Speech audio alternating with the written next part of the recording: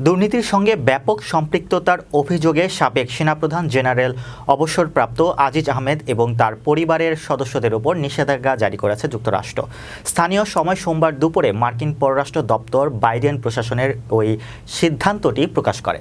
State ডিপার্টমেন্টের ওয়েবসাইটে প্রকাশিত বিবৃতিতে জেনারেল আজিজ ও তার পরিবারের সদস্যদের যুক্তরাষ্ট্রে প্রবেশের অযোগ্য ঘোষণা করা হয়। বিবৃতিতে স্পষ্ট করে বলা হয়, জেনারেল আজিজ আহমেদের বিরুদ্ধে এই ব্যবস্থার মধ্য দিয়ে বাংলাদেশের গণতান্ত্রিক প্রতিষ্ঠান ও আইনের শাসনকে শক্তিশালী করতে যুক্তরাষ্ট্রের অঙ্গীকার পুনরায় নিশ্চিত করা হলো।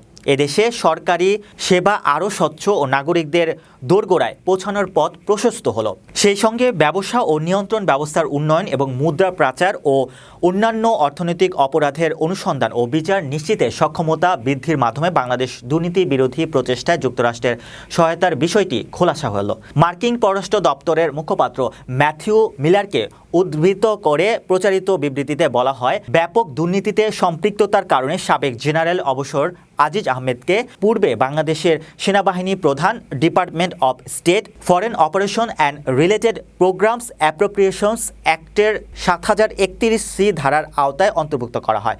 ফলে আজিজ আহমেদ এবং তার পরিবারের সদস্যরা যুক্তরাষ্ট্রে প্রবেশের জন্য অযোগ্য হলেন।